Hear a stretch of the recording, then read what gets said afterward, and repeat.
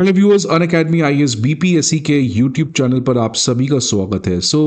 एक बहुत बड़ी जो इस समय भारत में डिबेट चल रही है कि भारत की जो करेंसी है रुपी वो और कितना ज़्यादा डॉलर के मुकाबले गिरने वाली है। बिकॉज इस समय जो न्यूज़ आ रही है कि $1 के मुकाबले हमारी जो इंडियन करेंसी है that has now reach to 90 rupees, जो अपने लोएस्ट लेवल पर आज तक सिंस 1947 टिल 2025 आज तक रुपी जो है वो 90 रुपए के मार्क पर नहीं आई थी।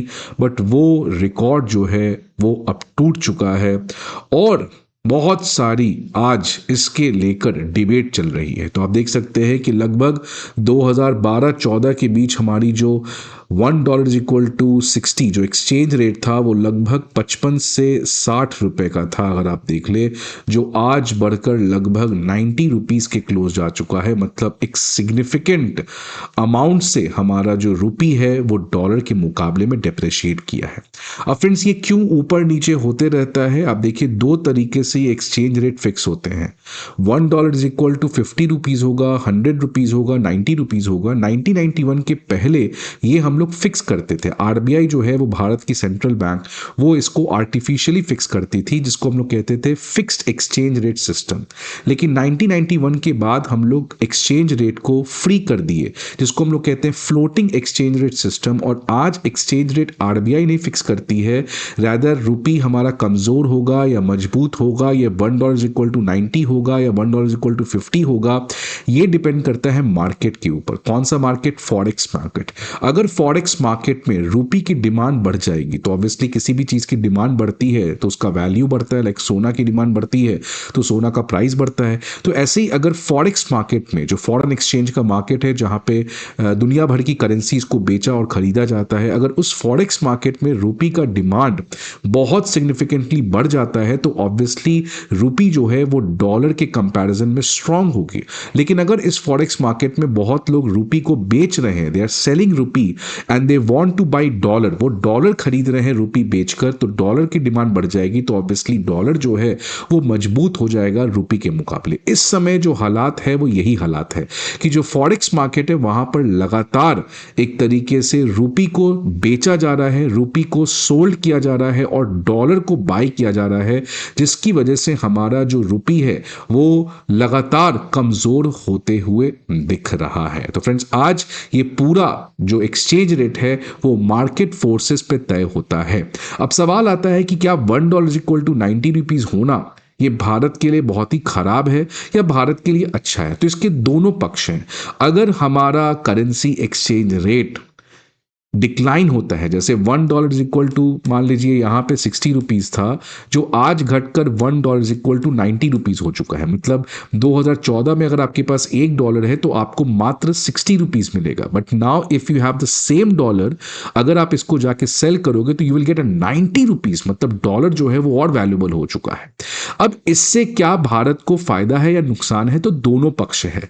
एक जो भारत को इससे फायदा है कि हमारा एक्सपोर्ट बढ़ेगा, बिकॉज जितना ज़्यादा आपका एक्सचेंज रेट कम होता है उतना ज़्यादा हमारा एक्सपोर्ट सेक्टर और बढ़ता है, कॉम्पिटिटिव होता है। तो जो इस समय हो रहा है जहाँ पे रुपी की वैल्यू डेप्रिशिएट कर रही है, उसकी वैल्यू कम हो रही है एज कंपेयर टू डॉलर, इससे भारत को एक इमीडिएट बेनिफिट है कि भारत का जो एक्सपोर्ट सेक्टर है वो और ज़्यादा बढ़ सकता है। लेकिन जो प्रॉब्लम है, क्योंकि हर एक चीज़ का there are two sides of the same coin, एक जो प्रॉब्लम इससे आएगा, क्योंकि हमारा रुपी कमज़ोर हो गया है तो जो चीज हम लोग बाहर से इंपोर्ट कर रहे थे, जो बाहर से हम लोग खरीद रहे हैं, लाइक क्रूड ऑयल, लाइक सोना, ये बहुत महंगा हो जाएगा। तो इसीलिए जब भी आपके देश की करेंसी वैल्यू जो है वो डिप्रिशिएट करती है, इस केस में जैसा हो रहा है with respect to dollar, so this leads to a increase in export and decrease in import. इसीलिए कितना होना चाहिए ये बहुत ज़्यादा इसको हम लोग बैलेंस करके चलते हैं। ना ही ज़्यादा हमारी जो रुपी है वो कमज़ोर होनी चाहिए, ना ही रुपी बहुत स्ट्रांग होनी चाहिए, बिकॉज बहुत स्ट्रांग हो जाएगी तो एक्सपोर्ट कम हो जाएगा, इंपोर्ट आसान हो जाएगा। और बहुत रुपी डेप्रिशिएट कर जाएगा तो ऑल्दो एक्सपोर्ट हमारा बढ़ सकता है लेकिन इंपोर्ट करना मुश्किल हो जाएगा। इसीलिए डॉलर रुपी का जो एक्सचेंज रेट है उसको एक पर्टिकुलर रेंज में मेंटेन करने का आरबीआई प्रयास करती है so that that exchange rate which leads to a higher export but also does not create a problem on the import side. तो ये एक बैलेंस का गेम है which RBI very meticulously tries to play. अब सवाल आता है कि ये लगातार जो है हमारा रूपी की वैल्यू डिप्रिशिएट क्यों कर रही है विद रिस्पेक्ट टू डॉलर। तो इसके मेजर 5 रीजन है। पहला रीजन है कि जो इंडिया यूएस का ट्रेड डील इस साल होना था वो नहीं हो पाया, लेकिन दूसरे तरफ इंडिया और चाइना का जो डील है वो हो चुका है, जिसकी वजह से भारत में इन्वेस्टमेंट जो एफडीआई आना था वो नहीं आ रहा है। और क्योंकि बाहर का डॉलर इंडिया में नहीं आ रहा है, जिसकी वजह से हमारे एक्सचेंज रेट जो है उसमें इस तरीके का डिक्लाइन देखने को मिला है। जो दूसरा रीजन है एफपीआई आउटफ्लो, लगातार जो शेयर मार्केट में इन्वेस्टमेंट है वो बाहर के इन्वेस्टर्स जो हैं वो अपना पैसा इंडिया से निकाल रहे हैं। अब समझ लीजिए, मान लीजिए मिस्टर ए जो है वो एक यूएस का सिटीजन है, उसने इंडिया के शेयर मार्केट में इन्वेस्ट किया है, तो ऑब्वियसली वो यूएस से डॉलर लेके आया होगा और इंडिया में रूपी में इन्वेस्ट किया होगा, बिकॉज इंडिया में आप रूपी में ही इन्वेस्ट कर सकते हो। अब मान लो इस मिस्टर ए को इंडिया छोड़कर जाना है बिकॉज उसको लगता है इंडिया में सिचुएशन सही नहीं है, तो वो अपने रूपी को बेचेगा और क्या डिमांड करेगा, डॉलर डिमांड करेगा। तो इसकी वजह से बहुत सारे इन्वेस्टर्स जो हैं वो इंडिया छोड़कर जा रहे हैं, तो वो अपना इन्वेस्टेड रूपी बेचकर डॉलर खरीद रहे हैं, जिसकी वजह से डॉलर का जो डिमांड है वो बढ़ गया है और रूपी की वैल्यू घट गई है।